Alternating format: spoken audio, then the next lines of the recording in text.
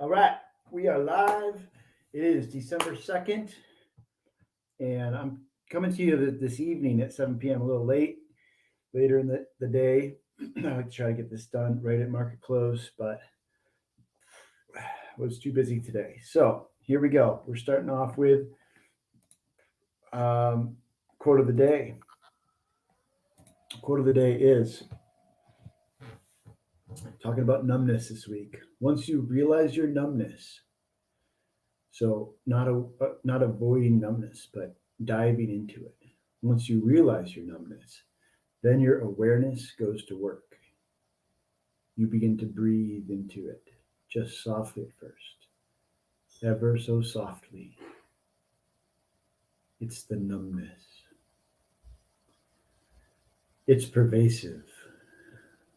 We need to be comfortable with the numbness, a fertile state of emptiness that precedes all creativity. It's not comfortable. It's not meant to be comfortable. So, how many of you know what I'm talking about when I talk about this numbness? How many of you have taken some time today to feel this numbness?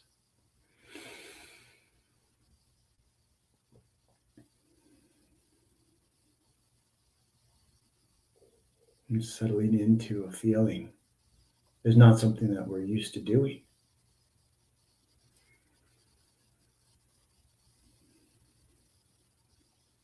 Settling into silence or settling into the sensation of not knowing or settling into the sensation of boredom.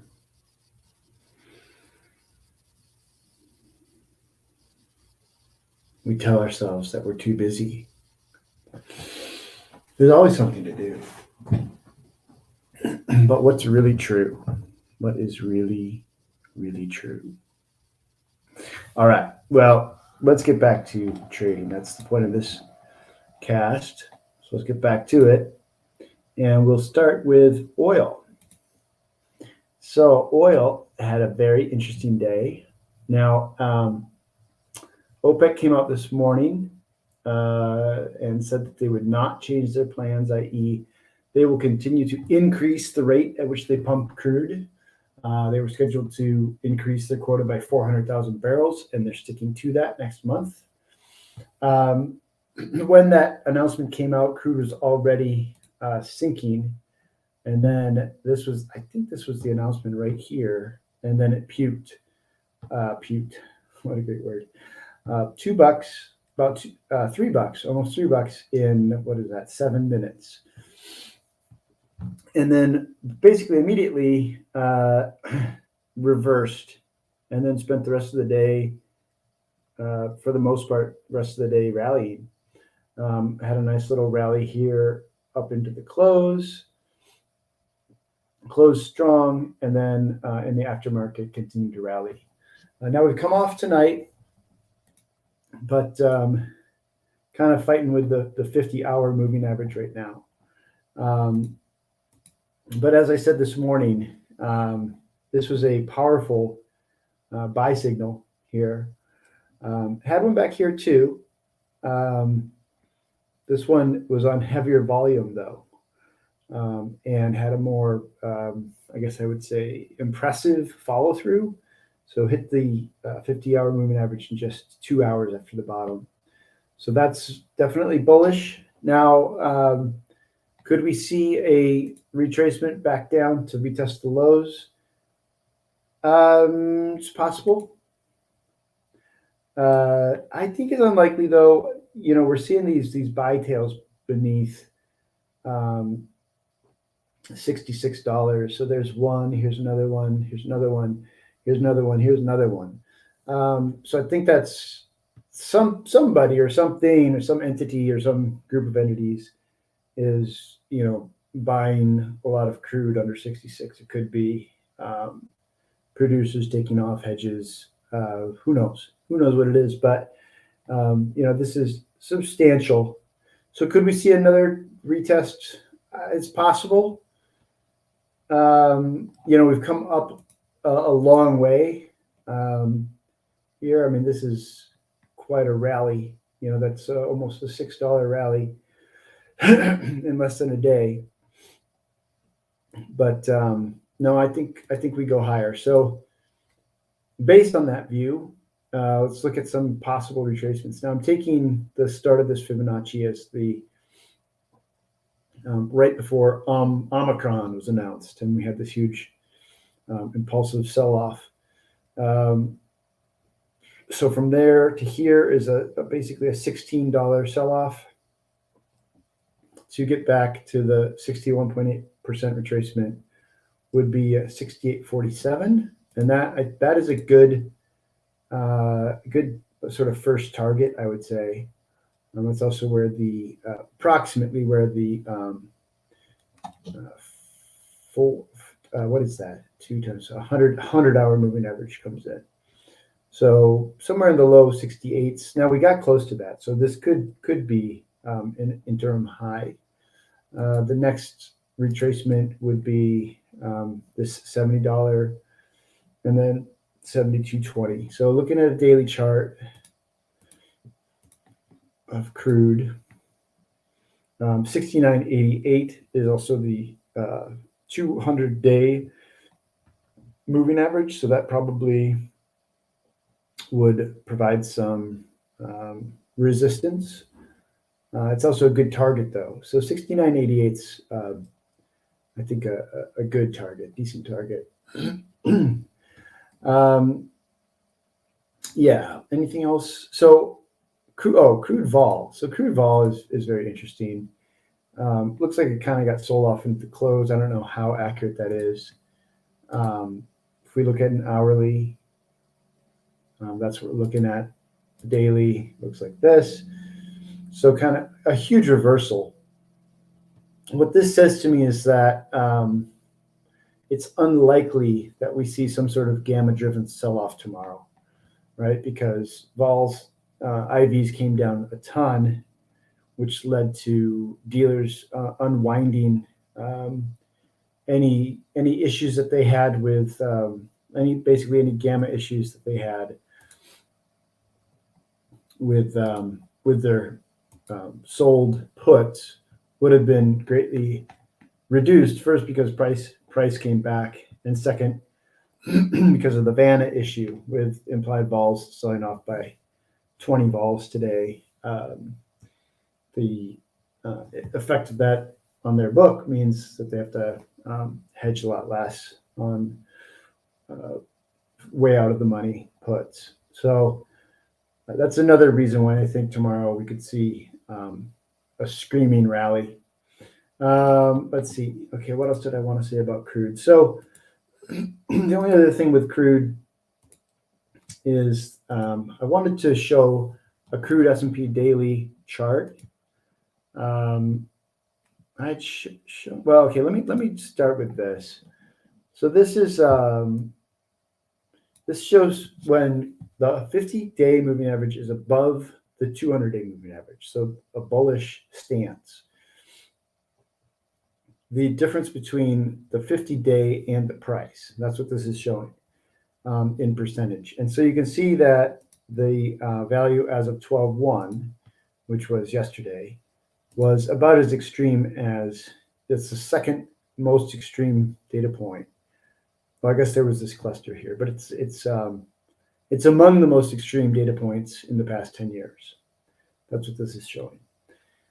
So what that means is if you're in this bullish situation where, crude has been rallying for a good long time, you've got your 50-day moving average comfortably above your 200. What is the furthest distance from the 50-day to the actual price? And what that chart showed was that we were about as far away as you get historically, given this setup. So another reason to think that we're going to rally. I did also want to show or update the crude S&P but I didn't get that done. So I will do that. I might come back on for um, a little extra clip later tonight if I get to that. One other thing that I want to mention on crude is if crude vol is that when crude vol gets elevated, um, it seems to historically do it in these 7-week periods. So this was the 2018 sell off, 7 weeks, and then vol sold off. And this was the pandemic 1, 2, 3, 4, 5, 6, 7, and then crude vol sold off. So we'll see if that repeats. Kind of feels like it's not going to. It kind of feels like this is more of a like this kind of deal over here, where it's just like a 2-week thing. So that would be my guess. And again, I am heavily biased with crude in that I think that the underpinnings are there for a rally, a substantial rally up to $150, $200, $250 in the next year. So I'm very biased. If crude does start to plunge again, it'll be interesting to see whether we get this pattern of 7 weeks of elevated volatility. So, all right. Last thing having to do with crude. Next, S&P comments. So the S&P has now had 2 days of chop. If you watched my Tuesday video, you know that I called for just kind of being on the sidelines. I was long puts into the close here and then closed those out, and then basically said, hey, we're close to the 50-day moving average, and there's not really a clear play at this point. So that was at the close of this day here. And since then, there has been exactly what I said, a lot of chop. So from here, we went up, we went down, and now we came back up. And we're basically exactly where we were at the close 2 days ago, just below the 50-hour moving average, just above the 50-day moving average. So now the question is, have we kind of satisfied the interplay with the 50-day moving average? Have we spent enough time, and have we had a sufficient retracement? And I think the answer is no. I think that we have another day or two here. I wouldn't be surprised if we rallied all the way back to the I guess this would be the 200-hour moving average.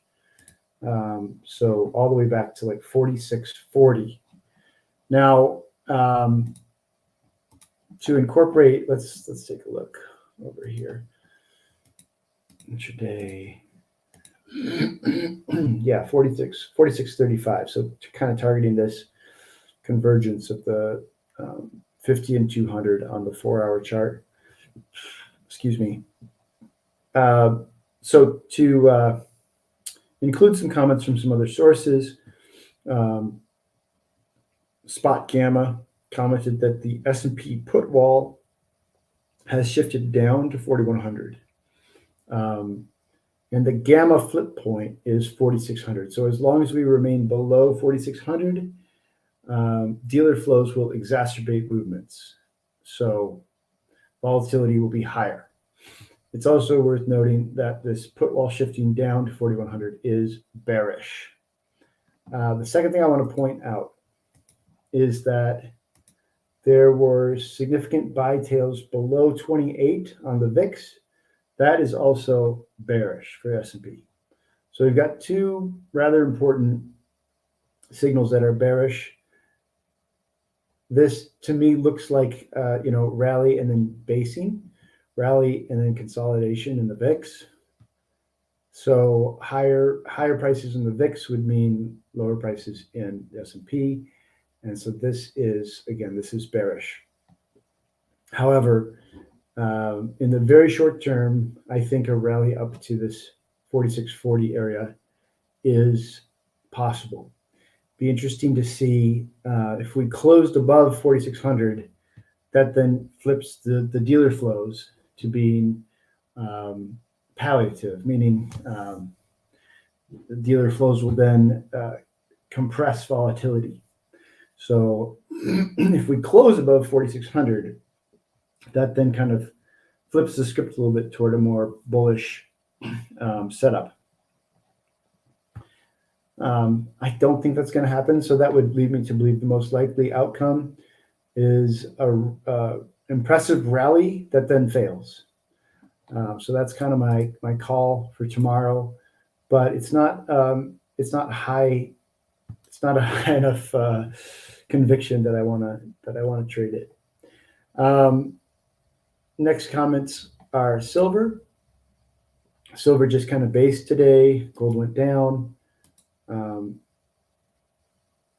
Gold stocks had a buy tail but went down. I think this continues to be bearish. So comments are the same. I think it remains likely that we hit long-term support between $19 and $20 this month. So I'm bearish on silver, but I don't have a trade. I'm a buyer of silver, but I'm not a buyer until it gets down quite a ways lower. Natural gas, my perfect record of fading whatever I say continues. I was bullish yesterday and we went down. That's an hourly chart. Here's the daily chart. We're approaching the 200-day moving average, so I would think 389.5 would provide strong support. We are so oversold when it comes to day sessions, day action.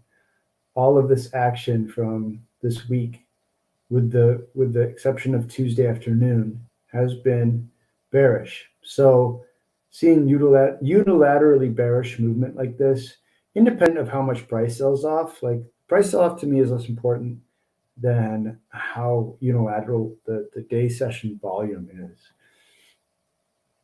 The day session volume has been exceptionally one-sided, and so I remain very bullish on this chart. So I actually added one. Where are we at? Paper trades. I added one lot to this. So I added one at. I wish I could pause the cast here because I just have to figure out where my ad was. Let's see. I added one at 0.215. So that means I'm averaged in at 0.23, and I have a position of 4. Open P&L is minus 2,000.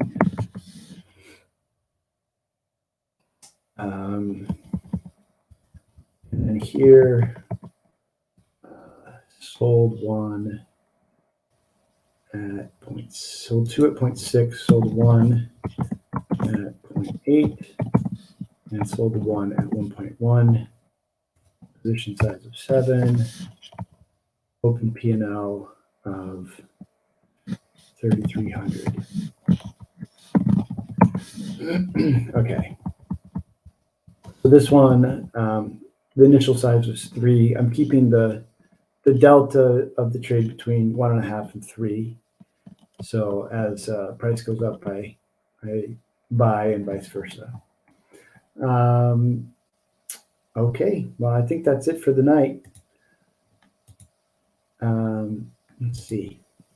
So it looks like Crude is having a little sell party here as we finish the cast. Well, if we close the hour below the 50-hour moving average, then it definitely shifts me toward the bearish side of things. So we'll see. I still think that we move higher into the close tomorrow, but definitely seeing some weakness in Crude in the overnight. All right. Thank you.